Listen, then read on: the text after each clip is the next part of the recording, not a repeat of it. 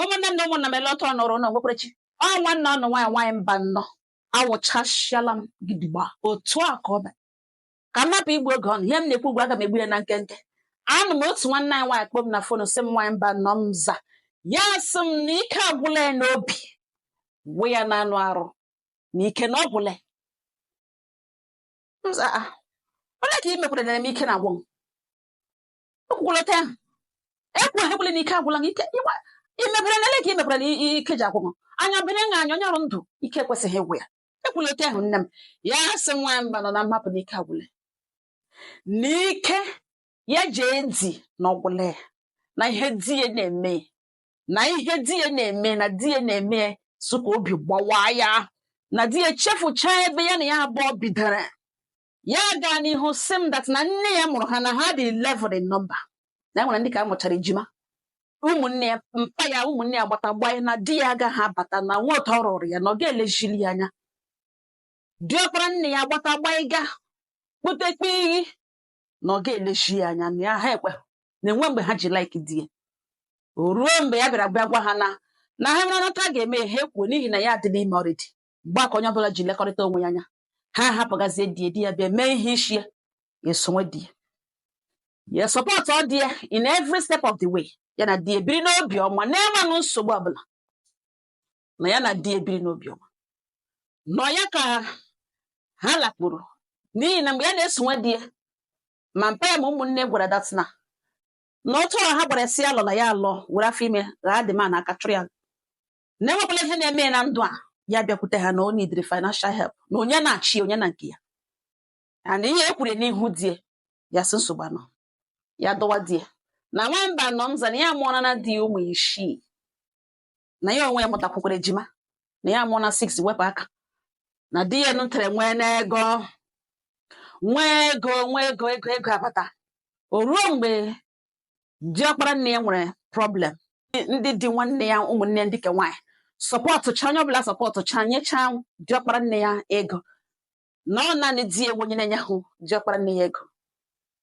na ugbu a na mpa ha nwụọna na ọ diọkpara nne ya ka ha ji mere nna na ọ na-eji ntị anụ akwa ha na-enwe ihe di ya na-eme ọ na-echeta famili ya na ọ na-enyere ha anything na ọ na-enwe ha ọ na-emere ha n'ihi gịnị ọ na-ekwu ya datina ihe ha mere ya wee ihe ya ga-elecha ya sị ka ya ba agaghị esi nwa ụtọ with kindness with generosity na mba na nwaanyị mba nọ nzọ ya sị na ụmụnne ndị a niile butechara oke di na-enwezikwa ka aka chichatụrụ di ya ike na ọ di ya na-awụ onye a na-elele nwaanyị mba nọ nza o ruo mgbe o ruru di ya na-ebizie ndụ chenji gbanwee ote na-ekwesịghị ekwesị gbanwee ote na-adịghị mma na ya jụọ di sọ biznes na enwere biznes ya pọshuge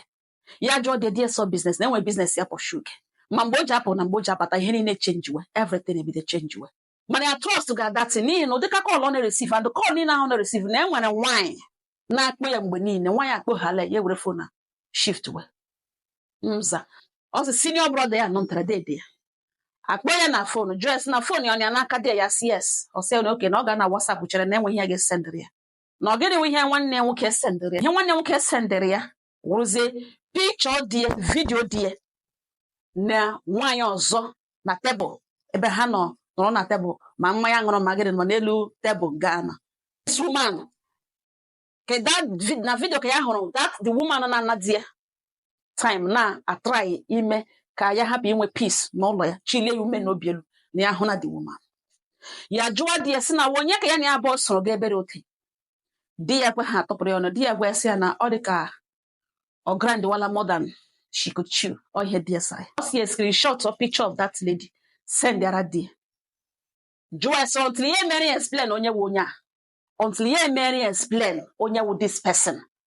na ọ lọta ya na ọ gaghị alụkwute ma ya ma ụmụ ya ma ya alala na ọ wụta eshiri send yara di ya message na di ya reply ya message ya and ya lakwa na hụ that day ya gwara di ya that di ya alọta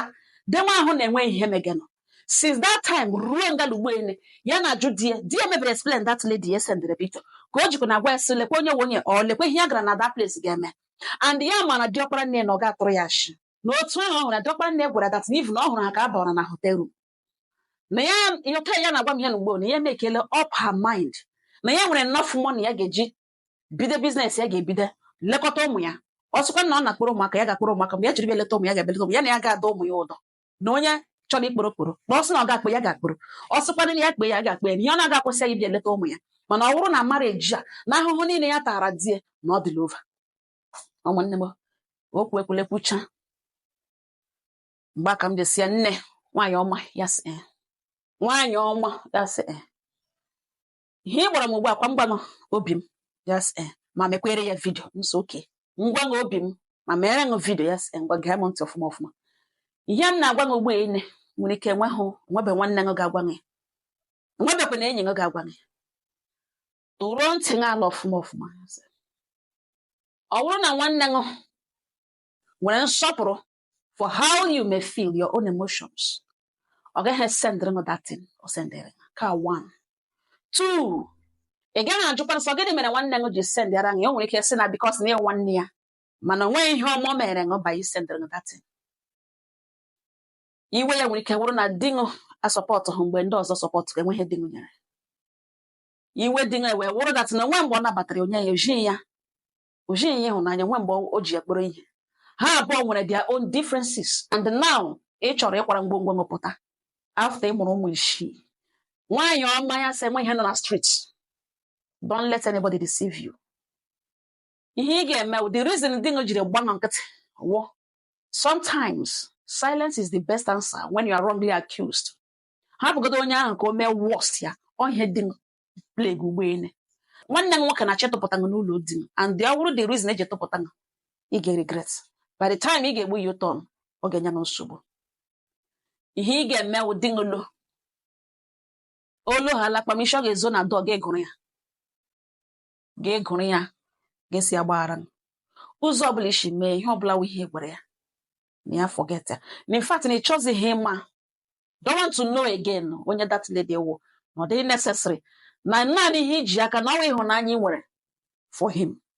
from the time the whole world say no don't go nega na ị na-gotere ya and you don't want to ị chọzighị ihe ọbụla wụ doubt in your marriage na ya gbaghara nọ let bygone be bygone na ọ bụ eziokwu na ị kwuru na ị ga-ebu ngwongwo n'ime ine ya na oshiṅụ n'obi ruo na oshiṅụ n'obi atọla atọ na ya biko gbaghara na ịhụrụ ya n'anya too much na ịhụrụ ya n'anya mgbe na onweghị ego na ịhụrụ ya n'anya rute ugbu a na ị garala ya alụma gbara gaa cross that line chịtara ya ụmụ isii na ọ gịnị ya abụọ na this marriage na enwe bụ unu ji aza akaja ga-egwacha ya destin nwaanyị ọma ya sị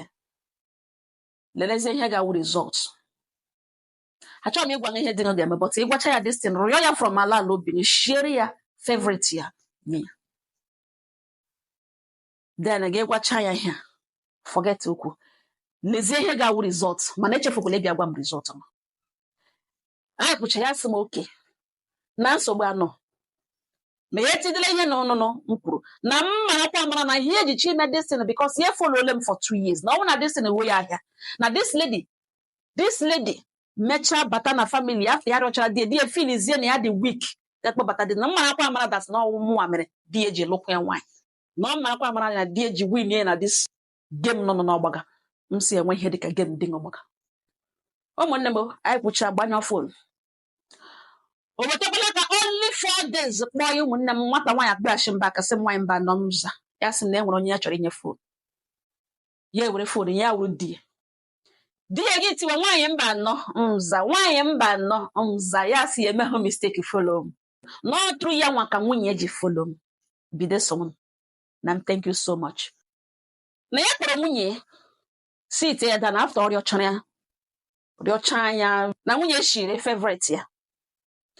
na decide ịgwazi nwunye eziokwu open up gwa nwunye nke wee eziokwu na as a matter of fact na enwere moto ya zụrụ na that lady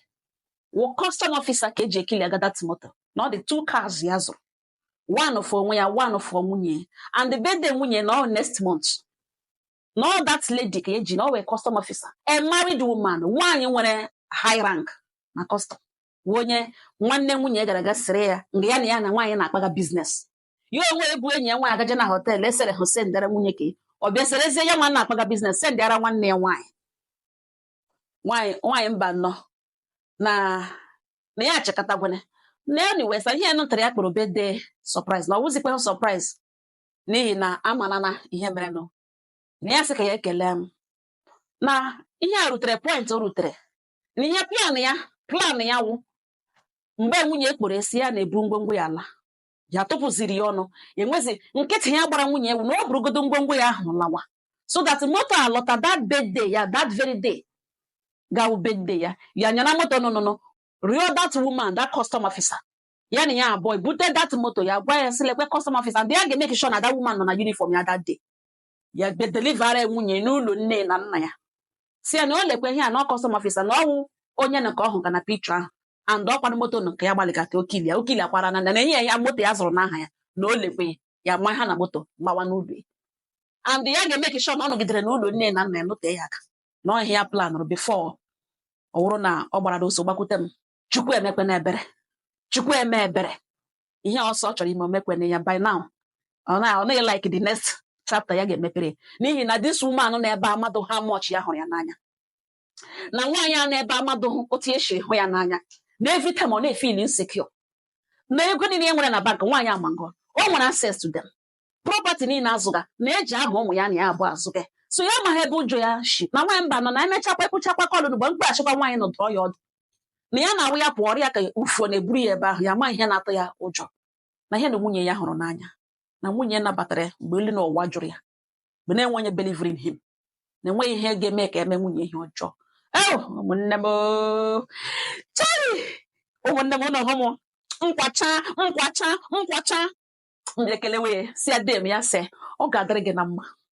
ịhụnanya ị nwere ebe nwunye m nọ n'ezinụlọ gị ọ ga-amụbanye ihe ihu ọjọọ ga-akpọ unu ọ ga-adịrị unu na mma thank you so much sir ụmụnne m ụlọ hụ nwaanyị mba nnọọ mkpebe akwa the tears of joy elebe okwu m na-aga thank God by God's grace ha emeziele ọha na asị m agwa ụnụ ọnwụ mgbe ụfọdụ ọtụtụ ezinụlọ today agbasala gịnị gbasara ha ihe ha resivuru ọwụ kọl ọwụ voice note ọwụ picture iresivuru gbasara onye gịnị abụọ na-emeghe ejughị ya ajụ ga-ejukwana ya ajọ enweghị ihe o kwuru ị ga-ebelive n'ihi na ọrịdị ibelive ole ihe ahụ iji ewu nwoke meghe ewu nwaanyị meghe biko gba ọkwụ n'ọkụ ọ nga ọha nọ m n'ọnụ udo dịrị ọnụ